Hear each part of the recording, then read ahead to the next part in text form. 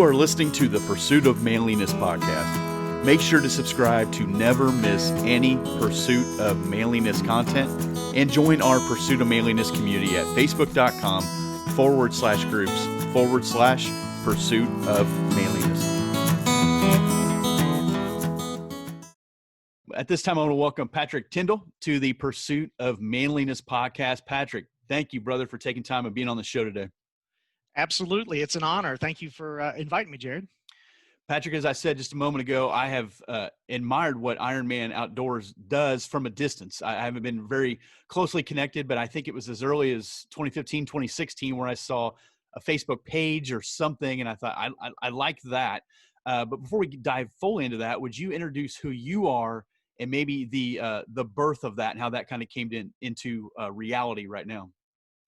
Yeah, absolutely. So I'm Patrick Tyndall. My wife Sharon and I, we have 4 kids, 3 boys and a girl, and we live in Columbia, South Carolina. Lifelong love of the outdoors. Became a Christian when I was 9 years old, raised in church, led Bible studies and things like that in college. And when you get to about 2002, I was teaching a Sunday school class, a married couples Sunday school class at a Baptist church in Columbia, South Carolina. I would look around on Sunday morning and I would say, where are all the men? I mean, where's so-and-so's husband? She's here every week, but where's he? And she would laugh and she's, well, it's the rut and he likes to hunt. It's November and, well, it's turkey season and he's got to kill 3 gobblers or, the bass are on the bed and, they're spawning and he loves to fish. And so I was really thinking it was me and my Sunday school teaching, which that probably, we haven't ruled that out yet, but we began in my Sunday school class to be intentional about how can we reach men for Christ and how can we do that? So we had sort of a moment of divine inspiration in 2002. We said, well, what if we took a trip? What if we went away for the weekend? And South Carolina is blessed with some great fishing. We have the Santee Cooper Lake system here, which is world-class fishing. We've got a high boat ownership per capita in this state. So several guys in my Sunday school class actually own boats, and I did too. So we said, well, let's plan a weekend for the guys in our Sunday school class, and let's go to Santee, and let's go fishing, and let's be sure that we invite so-and-so because he's got a really nice boat. Let's invite this guy because he's got a really nice grill and loves to cook. And so we get down there and we get 12 guys in a rented lake house that we had that weekend. And I wanted to do something more spiritual than just saying the blessing after we eat or before we eat. And so after dinner each night, we stumbled upon this idea of a manhood discussion. And a manhood discussion is totally foreign to most guys. They have no idea what we're talking about. It's not a Bible study. It's not a sermon. It's not a worship service. Lord knows we're not going to ask anybody to sing. But we, as a group of men, we sit around after dinner, and this is, on an agenda, and we say, okay, guys, at 7:30 tonight, we're going to do a manhood discussion. And we throw out some key questions to men. And one of those key questions would be, and this was something that we would do on the first night of a retreat, we would say, tell me about your dad. Tell me about your father. Tell me something good that you learned from your dad, and something maybe not so good that you picked up from your dad, maybe a bad habit. Because what we see is that the things that our fathers struggle with, either we do a 180 and we go the complete opposite direction, or if we're not careful, we will struggle with the same things that our fathers struggle with. And where did we learn how to become a man? We learned it from watching a father figure in our life, whether it be good or bad. And so we talk about things like that in these manhood discussions. I'll share this with you. In our Sunday school class, in a married couple Sunday school class, it is almost impossible to get a man to open up. And I think it has something to do with the atmosphere. Let me explain. There's a store here in South Carolina, in Myrtle Beach, where when you get out of your pickup truck, there are turkey tracks painted on the pavement to go into the store. The store looks like a giant log cabin, and you walk in the front door, and there's hundreds of gun barrels on this wall, and there's thousands of rod tips on this wall, and you say to yourself, man, I am at home. I can spend 2 hours in Bass Pro Shop, because Bass Pro Shop sells atmosphere just as much as they sell product. Now, when I go to Kohl's or to a department store with my wife, man, 10 or 15 minutes is all I can do, and I'm sitting around looking for a place to sit. It's because we've got to put men in the right atmosphere to talk to them about Christ, and we got to put them in the right atmosphere to take off their camo. Jared, let me tell you what I mean by taking off your camo. I know how to act in front of my mother-in-law, and so do you. And I know how to act in front of the boss at the staff meeting on Monday. And I know how to act at the hunting camp on Saturday in front of those guys. And I know how to act in front of the preacher on Sunday morning. And what I'm doing is I'm putting on different patterns of camo to blend into whatever my surroundings are. But that's not biblical. You know, we need an undivided heart. You know, King David asked God, Lord, give me an undivided heart. We need to be just one person. And so Proverbs 27:17, as iron sharpens iron, one man sharpens another. What we think that verse means is that somebody needs to see you without your camo on, because we wear really good camo as men. We wear camo over parts of our lives that we're not proud of. Some of the best camo we wear is on Sunday mornings when we go to church. We look like we got it all together, but we really don't on the inside. Our marriages are struggling. Our children are not turning out the way we had hoped. So that's what we do on these retreats. We do deer hunting retreats. We do fishing retreats. We do hog hunting retreats, are very popular. And what started in my Sunday school class almost 18 years ago is now we do about 35 retreats a year in about a dozen different states, primarily based out of the Southeast United States. When you said turkey tracks in front of that, I knew exactly. I've been there. I've been to that Bass Pro. Now across the road is like Broadway at the beach and Barefoot Landing and these shopping centers where my wife and kids walk in and they salivate. And the first thing I do is look for either an ice cream store or a bench. And I want to get out of there. And oftentimes you've hit the nail on the head, because when you go to Cabela's and Bass Pro, I'm never in a rush. You know, I always need to look at one more thing. I remember a friend years ago, he had to touch every item in the store, it felt like, before we could get out of there. But you tap into something there that if you want to connect with men, you got to get where men connect. And I've never heard that analogy of the patterns of camouflage, but that is spot on. You know, if you're going turkey hunting, you're going to dress differently than you will deer hunting and the early season versus late season, right? Yeah, and the weapon I mean, you could just unpack that on. Anyhow, I don't want to mess up what you just said, because I just, that is really, really good. So let's get to this manhood discussions. How do you come up with what you're going to talk about? What's the setting? You know, what have you done leading up to that point? Because I don't think you pulled up to the place and said, everyone get your chair out. Now we're going to have a really deep discussion about our fathers. You're setting the environment long before that conversation ever happens. What does that look like? Yeah, so for a lot of guys, they'll follow us on social media. We have a large presence on Facebook and Instagram, and a little bit on YouTube. And so they'll kind of know what the ministry is all about, and they'll know that, you know, okay, we're not outfitters, but we're pretty serious about deer hunting. Okay, a guy killed a 195-inch 12-pointer on our retreat last year on November 1st, 2019, in Ohio County, Kentucky. And it was one of, if not the largest buck killed with a bow and arrow in the state of Kentucky last year. And he killed it on our retreat. He paid $500 and he came on this hunt with us.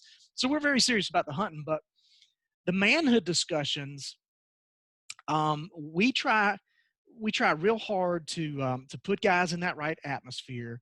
And then I'll even text them a question while they're sitting in the tree stand. So I'll text them and say, hey guys, think, you know, the first night's usually talking about our fathers. The second night we talk about marriage, because you know what, none of us have a perfect marriage. So I'll text all the guys, I'll say, hey, on a scale of 1 to 10, with 1 being you're about to call Cordell and get a divorce, or a 10 being the honeymoon. You just came back from your honeymoon. Tell me where you're at on that spectrum. And that guy can sit there for 3 hours in that tree stand and he can sort of think about that and go, well, my marriage is pretty good, but it's not as good as it could be. And so we try to get guys thinking before the discussion.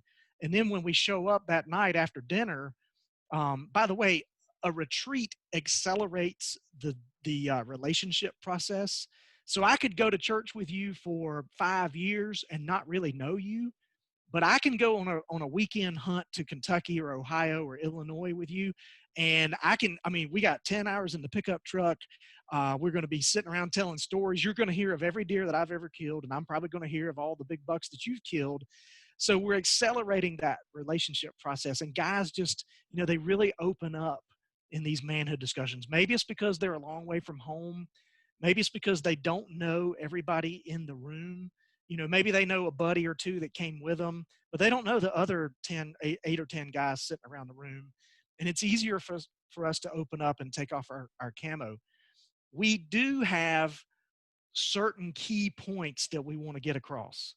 For example, when we talk about marriage, we want the servant leader. We want to discuss that. And okay, it's your job as the husband to lead the dance. And we're going to be held accountable when we get to heaven one day for how we led our family spiritually. And it's really not mom's responsibility. It's not the youth pastor's responsibility. It's your responsibility as the dad and the father and the husband to lead in that scenario. So we do have key points that we want to get across, but we will go in, pretty much in the direction of the discussion. We can rein it in if we need to, but sometimes, sometimes I'll have 5 or 6 guys that have all been through divorce on one retreat. And so one or two of them will open up and sort of tell their story and say, well, here's what I did wrong. Here's some things that I've done right. Or maybe somebody in the group has been married for 40 years and they say, well, hey, let me tell you what we did. And this is what me and my wife do. We never go to bed angry at one another. Every Wednesday night or every Thursday night or whatever it is, we take a date night, and we've always done that. And so that's the iron sharpening iron, is when you hear from other guys who are doing it a little bit differently than you are, and you begin to look at yourself and go, wow, there's some things I can work on. And here's some practical things that I can do, like going home and praying with my wife. Why is that so hard? I can pray in front of church. I can pray in front of, whatever group of people, but man, holding her hand and looking her in the eyes and praying for her and with her is difficult. So, these are practical things that we try to help guys to figure out and do when they get home. It's amazing that is so hard for a man to do, to pray with his bride or his children or any of those things, because as you said, you take these men out there and they can kill what would be a record buck for that season, or they can tell you how to fillet this or, whatever. I mean, they can, all these variables, but the basics in life, the things that are, it's essential, are so difficult. And what you've done is you've taken men out of that routine that they would not sit around a folding table and chairs in a room with, lighting that's, actually hurting their eyeballs, but you get them into a place and you let the fire pit be the television, and you sit around and you talk and you're developing a camaraderie. And I think every man deep inside longs for that camaraderie. Either we don't feel like we have the margin in our day, our week. Like if I go, boy, my wife's going to be mad that I'm on this thing, but when you do engage in it, the value is insurmountable. It's something that's hard to describe, the camaraderie that can be developed when you guys are sitting around and you're on this trip. And have you had guys take more than one trip? Like you see repeat attenders on these things? Yeah, I'll get it's not uncommon for me to get a text message from a guy who came on a retreat 10 years ago. And he still, sometimes we use music. We'll play a song. I'll give you an example. I believe it's Trace Adkins. He has a song called She Thinks We're Just Fishing. And it's about the father and the daughter drowning worms and killing time. And she thinks we're just fishing. So I play that song sometimes in a manhood discussion about being a godly father. This was 3 or 4 years ago. I got a phone call on a Friday afternoon about 4:30 in the afternoon. And it was a guy from Louisiana. He was in his truck and he was driving to the rehearsal dinner for his daughter. She was going to be married the next day. I'm getting goosebumps even just telling this story. He calls me in tears. He had been on a retreat like 5 years prior, and he was in his truck and he heard that song, and he picked up his phone. He called me. He said, Patrick, he said, I just want you to know, man. He said, I'm on my way to my daughter's rehearsal dinner, and I'm getting ready to launch her out into life with her new husband. And he said, I just hope and pray that I have done everything I can do to be a godly father up until this point. And so I prayed with him on the phone right there. But, but he remembered that song that he had heard on that retreat, and then he heard it on the radio, and he just lost it right there in the pickup truck, bawling. I've never cried on a podcast, but you're getting me about as close as I've ever. I have an eighth grade daughter, and we just went through right over here yesterday. You have to have a graduation picture, and you're like 2-year-old picture, and so she's entering high school, and we're having these conversations, and so thanks a lot, Patrick. But we're back to the outdoors. But that idea of the value, he knew he had someone he could reach out to. And Yeah. I think that's it. We try to put men in environments where men connect, and they connect because you need to know that you're not the only one who's in this. We talk about Galatians, I think it's Galatians 5, where it says everyone must carry their own load, but we are to also bear one another's burdens. So the burden aspect is, you got dad issues, he's got dad issues. They can work that, marriage issues, whatever that is, that we're not in this together, and we're stronger as a unit than we are by ourselves. You just gave that guy at least an anchor point spiritually and relationally, somewhere he can reach back and he can connect to those guys. What do you tell the guy? He's got nobody. And for whatever reason, he's just not, he has no real camaraderie, no real relationships, even if it's, getting around someone for a week or a weekend. What do you say to that guy? Yeah. So we're real big on accountability. We believe that Christianity is a team sport. And just because you shop at Home Depot and you're a do-it-yourselfer as a man, there's only one problem with that. That's not biblical when it comes to your spiritual life. So we're real big on every single retreat about accountability. Hey man, you need to have somebody walking with you through this Christian life. I'll give you an example here from my own life. I have a friend named Nathan. We're in a quarantine right now. Okay, so we can't do what we normally do.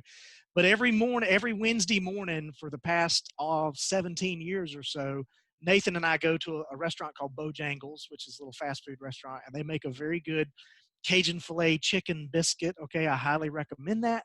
But Nathan and I sit at 6 a.m. on Wednesday morning. We sit across the table from one another, and we share life together, and we talk about our marriage, and we talk about things that we're going through with our kids. We talk about spiritual things. We memorize verses together, scripture verses. We read a book. Right now we're reading Mark Batterson's All In book. It's a great book. And so we'll read a chapter a week and we'll go and talk about it. But Nathan sees me without my camo on. And I'm convinced that 99% or the majority of men do not have that. Even strong Christian men in your churches do not have that kind of accountability relationship. And it's deeper than just a buddy that you could call if you broke down on the side of the road and he would come. A lot of guys have that. But you have to give this guy permission to ask hard questions in your life. Like, hey, you went hunting in Kentucky, and then you went hunting in Illinois, and I know next weekend you're going to Ohio. Hey, Patrick, when's the last time you took your wife on a date? And see, he keeps me grounded. I'm in the highway business, or I was in the highway business prior to ministry. And we're very fond of guardrail, good old W-beam guardrail. It is there to protect you from the hazard that is on the other side. It could be a cliff. It could be a pond. It could be a tree. Rubbing up against that guardrail is not too much fun, but it could save your life from keeping you from going over the cliff. So Nathan, my accountability partner, is like my guardrail. He's there for me to rub up against. And if I kind of get a little out of line, because all of a man's ways seem innocent to him, it says in Proverbs. And so I can justify anything in my own mind, and you can too. All of us can. But when I go on Wednesday mornings and we eat that biscuit together, if there's things that are kind of a little bit out of line in my life, Nathan has permission to ask the hard questions, and we all need that kind of accountability. This is one of my favorite conversations I've had recently, because I'm telling you right now, the people that argue over Popeyes and Chick-fil-A have not been to a Bojangles. I'm telling you that we don't have one where I'm at, but when we go east and south, That is a non-negotiable. And Raising Cane's isn't too far behind, but Bojangles, That's right. man, there's no, you got to get to one if you haven't. But man, I'm just we're supposed to have a spiritual conversation, but you keep talking about, anyhow, that accountability element. One of the things we tell guys is you got to have someone that you're going to tell the truth to. So you could say, well, you can ask me the hard questions, and then you could give him a line of bull, and there's really no value in it at all. And we'll say, if there's the right people in your life, we're always telling men, find the right people. Mm. There's also the wrong people in your life. And just Mhm. because you may like those people, they may not be edifying to your marriage. Your wife may detest them. Maybe it's you refuse to leave the frat boy life behind, or the whatever. You got to find those right relationships. And oftentimes we send men to church to find those relationships, but in church we've kind of khaki most of the men, so we're not really, as you say, that is a form of camouflage. So Mm. we become men, unfortunately, a lot of times outside of our churches. How does a Christian man get around the right guys who he knows what he's looking for, he just can't seem to find them anywhere? Mm. Yeah, you'd be surprised. Guys, we call them pre-Christian men, guys who maybe don't come to church. Maybe they went to church as a child and they've sort of drifted away, and they come on a hog hunting retreat with us, and we talk about shooting a hog in the ear so that you don't have to track it. And then they see me skinning out their hog in about 10 minutes because I've done it 100 times, and they're like, "Wow, I didn't know you could be a real man like that and still be a Christian." As you say, we're not all khakied up. At least we don't have to be. Well, the word I usually use was neutered. A lot of times we have Yeah. men come into the church, and these guys can gut deer, they can rebuild engines, they can build homes. And when they come into our churches, we say, well, you can serve communion and pick your children up on time, and we wonder why they won't come to our men's events. And what our men's events are is basically, we took the Beth Moore DVDs away in the doilies and we set them in the same spots. And so if you'll exert the effort to get men to connect where men connect, you might see that. And we've done axe throwing. That was one event we've done here that we saw guys show up to things that they would never come on a Sunday morning, and they certainly wouldn't come on a Saturday morning where we're doing biscuits and gravy. You can get biscuits and gravy any time of the day nowadays. So the allure for that isn't there. So when you talk about these events, you have to sacrifice something. You're sacrificing something, whether it's time at home or at work or whatever, to do these. What's the payoff? You're saying, okay, what do you tell the guy? He goes, well, I can't leave on a Friday because of, I coach on Saturday or whatever, but the reward is far greater. You talk about, we'd rather take a risk to get something of great reward than take no risk at all and get something that really doesn't matter at all. So how do you sacrifice what seems important right now for something far greater for your future? Well, I can tell you this. I've done men's ministry in church for many years and been a part of some really great men's ministries in different churches and some men's ministries that weren't all that great. We used to have to beg people to come to our events when Mm. we did stuff at the church. Hey, we're having a pancake breakfast, or maybe even we're having a wild game dinner. Well, and their next question is, well, who's the speaker and what are you giving away?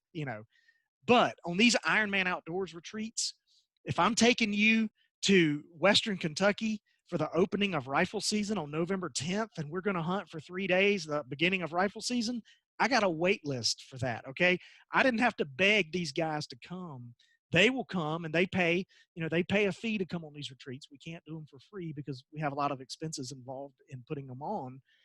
But I've even had wives call me and say, how can I get my husband on one of your retreats?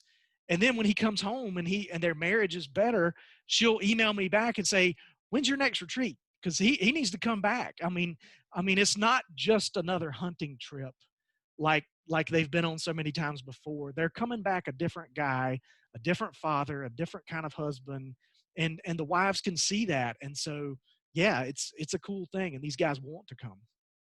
Well, if you have wife testimonials, you should put those all over your website. That's a Yeah, huge win. that's right. But I think what I was trying to say, and I did a poor job of wording it, is men's ministry isn't what it used to be, but it can become so much more. I think if you want to start a revival, wake the man up, stir something inside of him, one address at a time. That if you want to get guys, again, just sitting around the way you are, I do think there's a place for that, but I think it's a both and. And I think if you get the guy on the hunting trip, you have a better chance of getting him around a table because he's like, I like that guy. Yeah. and we had a discussion till 2 a.m. around, a fire, or as we were, sitting in a deer stand together or whatever.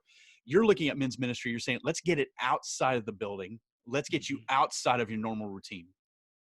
Yeah, and it's only a weekend, okay? We are not a church. We're not a substitute for church. We very much encourage guys to go back home and go to church. And if you don't have a church, go with the guy who brought you on the trip. A couple of interesting stories for you. I have a whole collection now of pictures of guys who have been baptized in their Ironman Outdoors t-shirts, which is a really cool thing. So the very first guy who did it, he sent me a picture a year, this is probably 2008. He sent me a picture a year after we did a fishing retreat. We did a saltwater fishing trip out of Morehead City, North Carolina, went out to the Gulf Stream. It was really cool. But nothing super spiritual happened that weekend. I mean, we did our manhood discussions, but it's not like, we didn't baptize 3 people or anything that one weekend. But Brian sends me this email with a picture of him being baptized, and I said, well, why did you get baptized in that Ironman Outdoors t-shirt that we gave you? Couldn't you find something else to wear for your baptism? And he said, Patrick, I did it because it all started that weekend that I went on that retreat. So it's just a weekend, but it can jumpstart. It can wake up a guy spiritually who maybe has been living life his way and it hadn't been working all that great. And he says, man, God's got so much more for me. I need to be doing it differently as a dad and as a husband.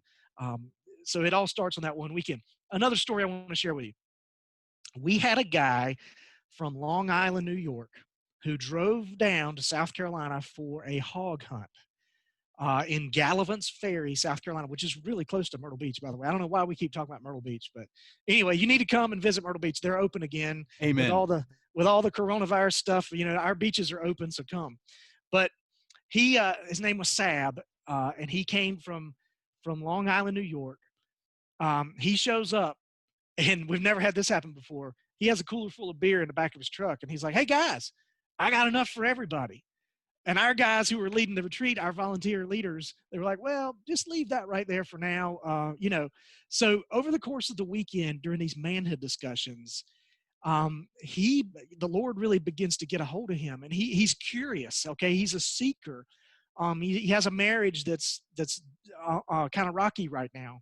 So he comes down, he does not kill a hog, although they did kill several hogs that weekend. He goes back to Long Island. He actually stops halfway on his way home to Long Island and spends the night somewhere in Virginia. He stole a Gideon Bible out of the hotel room. Okay. God has this guy's attention. He continues on back. About 2 days after the retreat, he sends me this big long email that I've saved and I still got it. And he says, man, I thought I was just coming on a cheap hog hunt because I've always wanted to kill a hog. He said, but I got down there and he said, I could have cared less about the hunting. He said, I want to know more about God. He said, I got a marriage that's rocky right now. He said, how do I, y'all talked about having a right relationship with God. And what does that really mean? I don't even understand it. He grew up Catholic, but kind of marginal Catholic. I mean, he just went a couple of times a year. So one of our retreat leaders, one of our volunteers, called him that afternoon. And over the series of about 3 phone calls, we were able to lead Sab to the Lord. And we sent him a Bible, and he was asking, like, what's the penalty? Are the Gideons going to be mad at me for stealing this Bible? I said, no, don't worry about it. They'll, that's what they want you to do. They want you to take those Bibles. But he came to know Christ from one of our retreats because he wanted a cheap hog hunt, and he got there, and those manhood discussions really got a hold of him. So that's a cool story. I love that. What's the penalty? Turn him in to the Gideons. When you're saying that, I'm thinking of, Acts chapter 8, where Philip is called out to the desert and he meets the Ethiopian eunuch and he shares the scripture with him. And the eunuch's like, hey, there's some water. Let's baptize me. And Philip looks up and the eunuch's gone. It's one of those real supernatural type that doesn't happen all the time. But the point is, as you're saying, you don't desire to replace the local church. You want these men to go back to their local churches. You can't spend, unless you're, Phil Robertson, you can't spend all your days out in the wilderness and that type of life. It's a both and thing. You can't always be on the mountaintop. You got to come down at some point as well. The hope is with Ironman Outdoors, with what you guys are doing, the way I understand it is you get these guys, you allow these authentic, genuine conversations that are non-threatening. They're very man-centric, that these men will go back to their churches and be better equipped men of God. And what a jewel for a pastor to have men who say, I get it. And to have people in your church that could lead a fishing trip or a camping Mhm. trip, or get the guys to, hey, let's get our guys to go to Ironman Outdoors. Have you seen pastors reach out to you and say, how do we get our people now? Because one of my guys went and he wears his t-shirt every Sunday. Mhm. What has been that experience like for you guys? Yeah, I think some pastors have come. I know they've come with the group of their men on our retreats. And again, we're not trying to some pastors, I mean, don't take this the wrong way, but some pastors think we're trying to take away from what the church is doing, and that is not it at all. We're trying to complement what the church is doing. And we see guys who come on these retreats and they sort of get woke up spiritually, and they're asking me for, hey, what kind of Bible study material should I do? I want to get a group. I've got a man cave at my house, and I want to lead, 8 or 10 guys maybe on Monday nights. I can have some guys over. I'll cook some brisket or something on the smoker, and we'll do a Bible study. Patrick, what kind of Bible study material would you recommend? So we're seeing guys go back and get more plugged into their local church. And you said something before that kind of struck a chord. Um, the most manly thing we have for guys to do in church is to pass the offering plate. Or be on the security team. That's the new thing. Be on the security team. That's very manly, right? What? I can carry my gun to church? Okay, cool. But if you ask that same guy, hey man, bring your Polaris Ranger and come help us on this retreat, and go drop guys off at stands and pick them up and help them with their deer. These guys, and you can do it for the kingdom. You can do it in the name of Christ, and you can use your toys for God's kingdom and your passion for the outdoors. Man, these guys just come alive. And we have a saying, hired help doesn't work like that. That's a little axiom that we have in our ministry, because we've got volunteers who will run through that brick wall behind you to help the ministry. If a guy breaks his bow, one of the limbs cracks, hey man, you take my bow and hunt with it. Or if you forget your release, hey man, here's a release. Here, I'll bring it to you in the stand. You just stay there. I'll come. I mean, they're going above and beyond what hired help would do. If we were an outfitter and we had to hire guides to do this sort of stuff, it wouldn't be the same. But God has blessed us with an amazing group of about 75. We call them field staffers and pro staffers, and they're all volunteers. They're in 14 different states, and those guys help us do the 35 retreats a year that we've been able to do, and hopefully more this year. Once we get through the virus, we hope to do a lot more. But hired help doesn't work like that, and these guys have come alive spiritually, and they want to be plugged into a ministry that lets them use their gifts. Amen. It's that idea of, taste and see that the Lord is good. When you get an idea that of serving God is manly, whether it's children's ministry, safety team, Ironman Outdoors, parking lot ministry, whatever. God has wired you with his DNA written all over your heart for the glory of God. And when you, as we say all the time, when you get men connect where men connect, and you get guys in your garages or deer stands or cabins or tents or whatever. What I love what you're doing, and from that pastor that's listening to this right now, it's a partnership. It's. Mhm. I know when guys come to me and say, "Hey, we ought to do a fishing trip," I know what they're saying. You need to organize a fishing trip, and I'm like, ain't gonna happen. I'm telling you, it ain't gonna happen, because there's things that I'm a part of that you're just not a part of, or burdens that I'm carrying that you just have no idea. So I love that you want to have a fishing trip, put it together, and I would love to show up to it, and I will be there, and I will bring some food, but you're providing the atmosphere. I mean, you're setting the table for guys to eat and to engage. And so why would a pastor not want to endorse that or not want to be a part of that? Your men will come back better, and when they're better, your church is better. Healthy homes, healthy churches. And so what where can we get connected to what you're doing, and look at these retreats and where they're at? And you had, what, say 35 this year? Yeah, we had to cancel about 6 hog hunts because of the virus, but we have 28 deer hunting retreats coming up this Mm. fall. South Carolina, Kentucky, Georgia, Alabama, Ohio, Illinois, Texas. Um, those We got something cooking up in Wisconsin. Perhaps we'll see about that. Another retreat up there. So yeah, what I do is I try to go find these places to do the retreats, because believe it or not, this is another interesting story. When we first started, Patrick does not have any rich uncles that own any low country plantations in South Carolina. We don't know anybody that owns 3,000 acres. Right. So I went to this one guy who I think he had about 2,000 acres, and his name was Mr. Phillips. And we were just starting the ministry. This was 2007. And I said, I knew somebody that knew him, and we went to lunch. I drove to Santee. We ate at a restaurant called Clark's, and I sat across the table from Mr. Phillips, and he was an older gentleman, and I was a younger guy than I am now, and very eager. And I poured my heart out. I said, Mr. Phillips, if you'll just lease me about 600 acres of land, that's all I thought we could afford. If you'll just lease me a little bit of land, we can do these retreats. We know that these manhood discussions work. It's worked in my Sunday school class, and we just want to make it a little bigger and open up to new guys to come. And I mean, I laid it all on the table. And there was a long, awkward pause.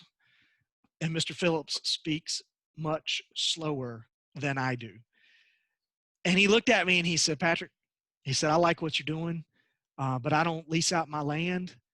And I'm in my mind, I'm sitting there thinking, okay, well, if you know of anybody else, give me their number and I'll call them. He said, I won't lease it to you. He said, but how about I give it to you for a weekend? I said, 600 acres? He said, no, I'll give you all 2,000 acres for one weekend in the fall. He said, I'll give you all of it, and you can hunt anything. Now, you got to kill the kind of bucks that we kill. I'm like, okay, we'll abide by your rules. But, God owns the cattle on 1,000 hills. That verse came to my mind, and that sort of changed the whole trajectory of the ministry. We didn't have a bunch of money to be leasing up a lot of land back then anyway. And so Christian landowners giving us permission to hunt their property, that was a model that we still use today. And we get invited to some really nice places doing that. And then we also now are able to have some leases that we pay for in places like Kentucky and Ohio and Alabama and Georgia. But God opens doors that we cannot. And when you're doing it for the kingdom, and when you're doing it not concerned about who gets the credit, it's amazing how the doors open up. Yeah, that credit, that's a big one. Good. Man, what a blessing to have, that story and that opportunity. And are your guys in other states? Like you mentioned, Wisconsin. As a Packers fan, my ears perked up a little bit there. Do you have people like from Wisconsin that reach out to you and say, hey, we want to bring Ironman Outdoors here? How do you get into those neck of the woods? Yeah, so I think social media has been a big thing for us.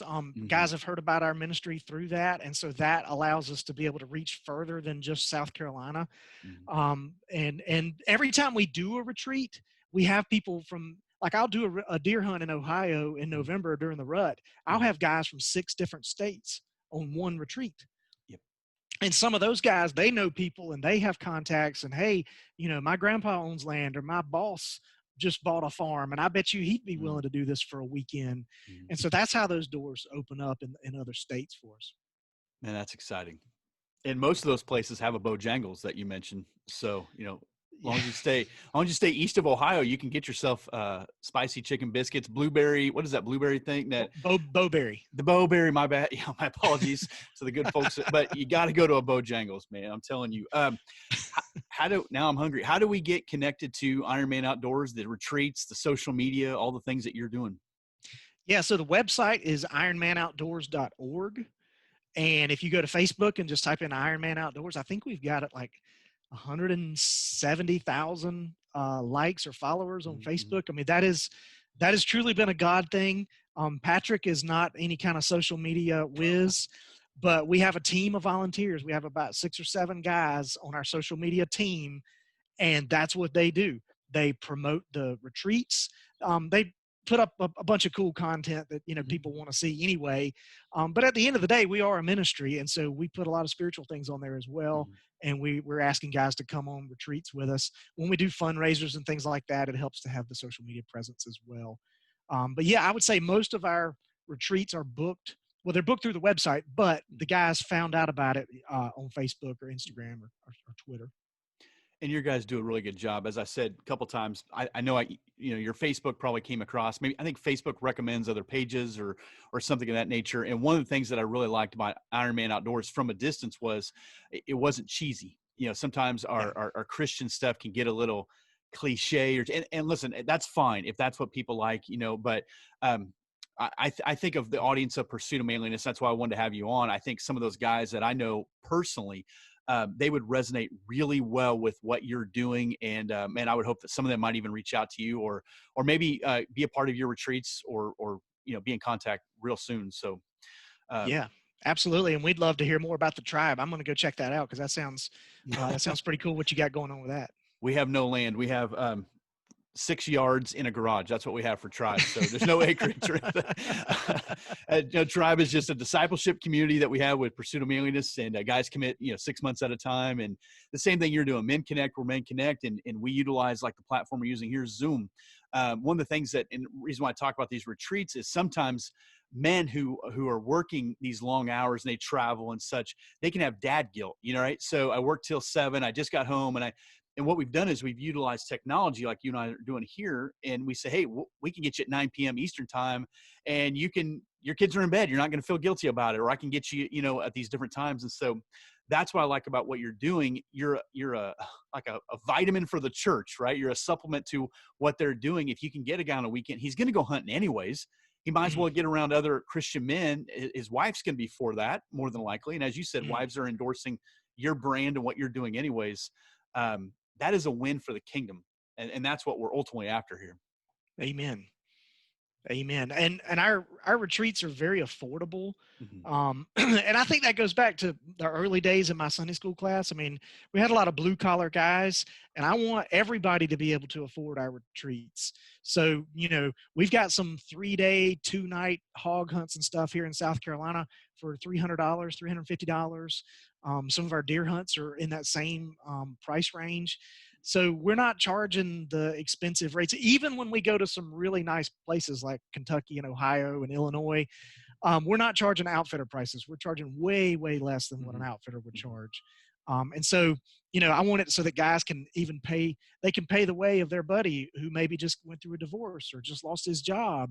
But spiritually, he needs to hear those manhood discussions.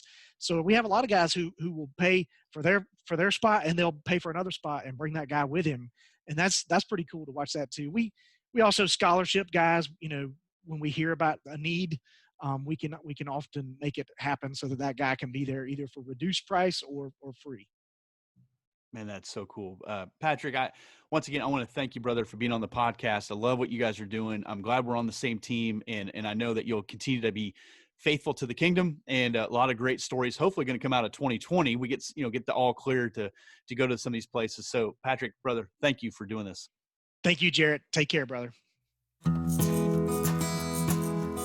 Thank you for listening to the Pursuit of Manliness podcast.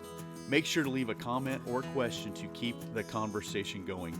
I would also appreciate it if you would share this show with your friends as we seek to build better men together.